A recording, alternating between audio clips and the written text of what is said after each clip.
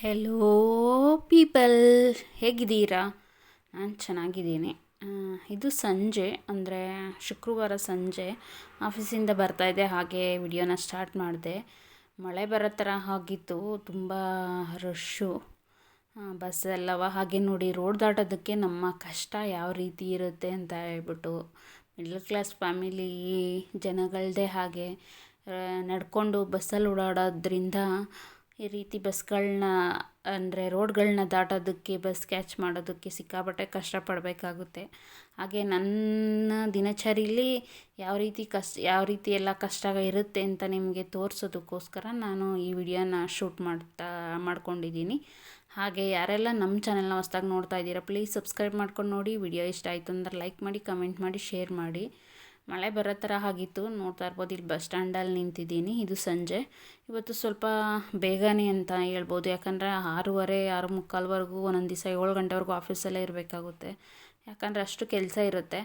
ಇವತ್ತು 6 ಗಂಟೆಗೇ ಬಿಟ್ಟೆ. ಇಲ್ಲಿ ಬಸ್ ಸ್ಟಾಪಿಗೆ ಬರೋ ಅಷ್ಟರಲ್ಲಿ ನಡ್ಕೊಂಡು 6 ಕಾಲಾಯಿತು.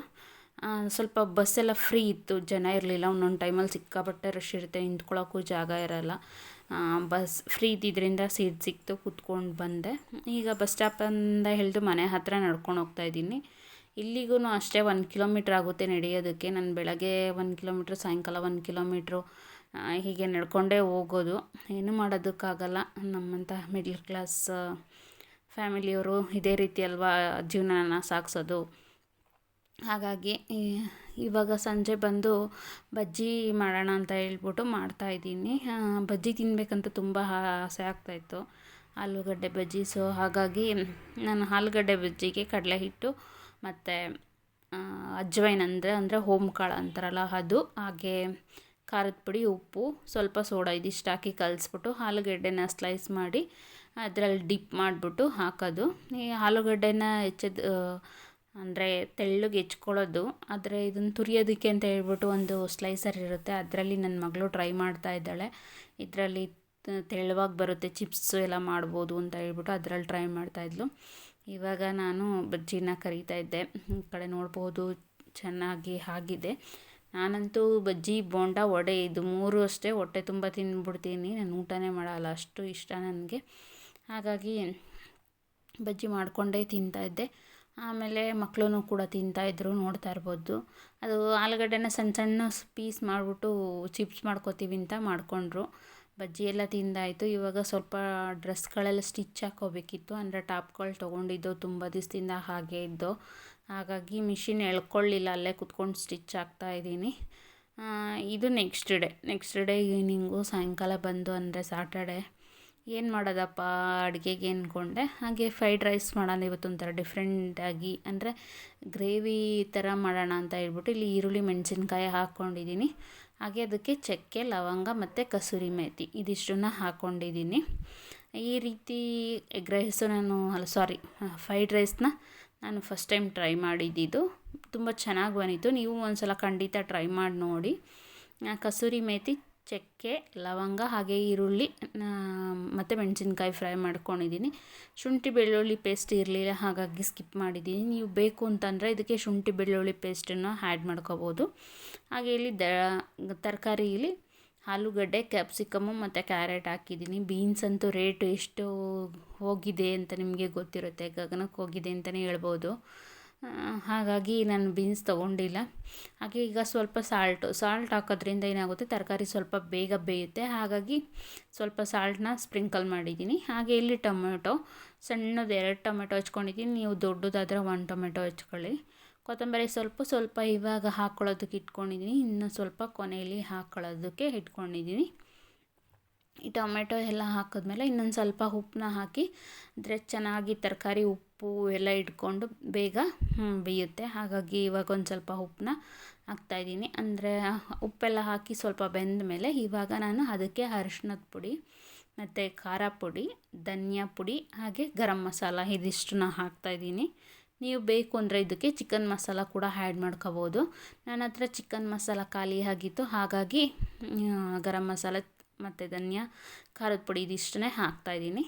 ಹಾಕಿ ಚೆನ್ನಾಗಿ ಫ್ರೈ ಮಾಡಿಬಿಟ್ಟು ಸ್ವಲ್ಪ ನೀರು ಹಾಕಬೇಕು. ಒಂದು ಅರ್ಧ ಗ್ಲಾಸಷ್ಟು ನೀರು ಹಾಕಿ ಚೆನ್ನಾಗಿ ಸ್ವಲ್ಪ ಕುದಿಸ್ಬೇಕು. ಕುದಿ ಬಂದಮೇಲೆ ನೀವು ಮಾಡಿರ್ತಕ್ಕಂಥ ಅನ್ನನ ಹಾಕಿ ಹಾಗೆ ಅದ್ರ ಮೇಲೆ ಕೊತ್ತಂಬರಿ ಸೊಪ್ಪು ಹಾಕಿ ಮಿಕ್ಸ್ ಮಾಡಿಕೊಂಡ್ರೆ ಆಗುತ್ತೆ. ಹಾಗೆ ಅದು ಅನ್ನ ಹಾಕೋದಕ್ಕೆ ಮುಂಚೆ ಇದಕ್ಕೆ ಸ್ವಲ್ಪ ನಿಂಬೆ ರಸನೂ ಕೂಡ ಹಾಕ್ಕೋಬೇಕು ಈ ತರಕಾರಿಗೆ, ಅದೇ ಟೇಸ್ಟ್ ಕೊಡೋದು. ಹಾಗಾಗಿ ನಿಂಬೆ ರಸ ಹಾಕ್ಕೊಳ್ಳಿ ಅನ್ನ ಹಾಕೋದಕ್ಕೆ ಮುಂಚೆ. ತರಕಾರಿ ಬೆಂದಿರುತ್ತಲ್ವ, ಸೊ ಆವಾಗ ನಿಂಬೆ ರಸ ಹಾಕಿ ಮಿಕ್ಸ್ ಮಾಡಿಬಿಟ್ಟು ಒಂದು 2 ನಿಮಿಷ ನೀವು ಅನ್ನನ ಹಾಕಿ ಚೆನ್ನಾಗಿ ಮಿಕ್ಸ್ ಮಾಡ್ಕೊಳ್ಳಿ. ತುಂಬ ಟೇಸ್ಟಿಯಾಗಿ ಬರುತ್ತೆ, ಹಾಗೆ ಡಿಫ್ರೆಂಟ್ ಟೇಸ್ಟ್ ಕೊಡುತ್ತೆ. ಏನಕ್ಕಪ್ಪ ಅಂದರೆ ಚಕ್ಕೆ ಲವಂಗ ಹಾಗೆ ಕಸೂರಿ ಮೇಥಿ ಹಾಕಿರೋದ್ರಿಂದ, ಹಾಗೆ ಟೊಮೆಟೊ ಎಲ್ಲ ಹಾಕಿರೋದ್ರಿಂದ ಗ್ರೇವಿ ಮಾಡ್ತೀವಲ್ವ, ಸೊ ಇದು ಪಲಾವ್ ಥರನೂ ಬರಲ್ಲ. ನನ್ನ ಮಗಳು ಇದನ್ನು ನೋಡಿಬಿಟ್ಟು ಪಲಾವ ಅಂತ ಹೇಳ್ತಾಯಿದ್ಲು, ಬಟ್ ಇಲ್ಲ ತಿನ್ನೋಡು ಅಂದಿದ್ದಕ್ಕೆ ಇದೇ ಒಂಥರ ಡಿಫ್ರೆಂಟಾಗಿತ್ತು. ಅಂದರೆ ಡಿಫ್ರೆಂಟ್ ಟೈಪ್ ಫ್ರೈಡ್ ರೈಸ್ ಅಂದರೆ ವೆಜ್ ಫ್ರೈಡ್ ರೈಸ್ ಅಂತಲೇ ಹೇಳ್ಬೋದು. ಖಂಡಿತ ಈ ಗ್ರೇವಿ ಟೈಪ್ ವೆಜ್ ಫ್ರೈಡ್ ರೈಸ್ನ ಮನೆಯಲ್ಲಿ ಒಂದ್ಸಲ ಟ್ರೈ ಮಾಡಿ ನೋಡಿ, ತುಂಬ ಚೆನ್ನಾಗಿರುತ್ತೆ. ಹಾಗೆ ನಾನು ಕೂಡ ಟ್ರೈ ಮಾಡಿ ಇವತ್ತು ನಾನು ಮಕ್ಕಳೆಲ್ಲ ಬಿಸಿ ಬಿಸಿನೇ ತಿಂದು, ಹಾಗಾಗಿ ಬಿಸಿ ಬಿಸಿ ನೀವು ರಾತ್ರಿ ಊಟಕ್ಕೂ ಮಾಡ್ಕೋಬೋದು, ಹಾಗೆ ಬೆಳಗ್ಗೆ ಟಿಫನ್ನು ಬಾಕ್ಸ್ಗೆ ಮಕ್ಕಳಿಗೆ ಎಲ್ಲ ಮಾಡ್ಬೋದು. ಹಾಗೆ ಬೇಗ ಆಗುತ್ತೆ ಮತ್ತು ಕ್ವಿಕ್ಕಾಗಿ ಈಸಿಯಾಗಿ ಮಾಡ್ಕೋಬೋದು. ಇಲ್ಲ ನೀವು ಅನ್ನ ಮಾಡಿ ಮಿಕ್ಕಿದ್ರೆ ಈ ಥರ ಮಾಡಿಕೊಂಡು ಕೂಡ ತಿನ್ಬೋದು. ಹಾಗಾಗಿ ಒಂದ್ಸಲ ಟ್ರೈ ಮಾಡಿ ನೋಡಿ. ಹಾಗೆ ನಮ್ಮ ಚಾನೆಲ್ಗೆ ಸಬ್ಸ್ಕ್ರೈಬ್ ಮಾಡ್ಕೊಳ್ಳಿ, ನಿಮ್ಮ ಫ್ಯಾಮಿಲಿ ಫ್ರೆಂಡ್ಸ್ಗೆ ಸಬ್ಸ್ಕ್ರೈಬ್ ಮಾಡ್ಕೊಳ್ಳೋದು ಕೇಳಿ, ವಿಡಿಯೋನ ಶೇರ್ ಮಾಡಿ. ನಾವು ಕಷ್ಟಪಟ್ಟು ವೀಡಿಯೋಸ್ನ ಮಾಡ್ತೀವಿ, ಹಾಗಾಗಿ ನಿಮ್ಮ ಫ್ಯಾಮಿಲಿ ಫ್ರೆಂಡ್ಸಿಗೆ ರೆಕಮೆಂಡ್ ಮಾಡಿ. ಕಂಟೆಂಟ್ ಇಲ್ಲ ವಿಡಿಯೋದಲ್ಲಿ ಅಂತ ಹೇಳಿ ಕೆಲವರು ಹೇಳ್ತಾರೆ. ಕಂಟೆಂಟ್ ಕೊಡಬೇಕು ಅಂತಲೂ ನಮಗೂ ಆಸೆ, ಬಟ್ ಏನು ಮಾಡೋದು, ಟೈಮ್ ಸಿಗೋಲ್ಲ. ಹಾಗಾಗಿ ನಾವು ನಮಗೆ ಏನಾಗುತ್ತೆ ಅದನ್ನು ತೋರಿಸೋದಕ್ಕೆ ನಾನು ಈ ವಿಡಿಯೋನ ಮಾಡಿದ್ದೀನಿ. ನೋಡಿದ್ರಿ ಅಲ್ವಾ ಎಷ್ಟು ಕಷ್ಟಪಟ್ಕೊಂಡು ನಾವು ರೋಡ್ ದಾಟ್ಕೊಂಡು ನಡ್ಕೊಂಡು ಓಡಾಡ್ಕೊಂಡು ಬರೋದು ಕೆಲಸದಿಂದವ. ಹಾಗಾಗಿ ಏನೋ ನಮ್ಮ ಮಕ್ಕಳ ಭವಿಷ್ಯ ಚೆನ್ನಾಗಿರಲಿ ಅನ್ನೋದಕ್ಕೋಸ್ಕರ ನಾವು ಇಷ್ಟು ಕಷ್ಟಪಡ್ತೀವಿ. ನಾವು ಏನು ಸಾಯುವಾಗ ಏನೂ ಹೊತ್ಕೊಂಡು ಹೋಗಲ್ಲ, ಬದುಕಿರೋವರೆಗೂ ಚೆನ್ನಾಗಿ ಖುಷಿಯಾಗಿ ನೆಮ್ಮದಿಯಾಗಿರಬೇಕು. ಹಾಗೆ ನಮ್ಮ ಮಕ್ಕಳ ಭವಿಷ್ಯ ಚೆನ್ನಾಗಿರಬೇಕು ಅನ್ನೋದಕ್ಕೋಸ್ಕರ ಒಂದು ತಾಯಿಯ ಒದ್ದಾಟ ಅಂತ ಹೇಳ್ಬೋದು. ಹಾಗೆ ಬಿಸಿ ಬಿಸಿ ಹಾಕ್ಕೊಂಡು ತಿಂದೆ, ಹಾಗೆ ಮಕ್ಕಳೂ ಕೂಡ ತಿಂದರು. ತುಂಬ ಚೆನ್ನಾಗಿ ಬಂದಿತ್ತು. Thank you for watching. Please subscribe ಮಾಡ್ಕೊಂಡು ನೋಡಿ.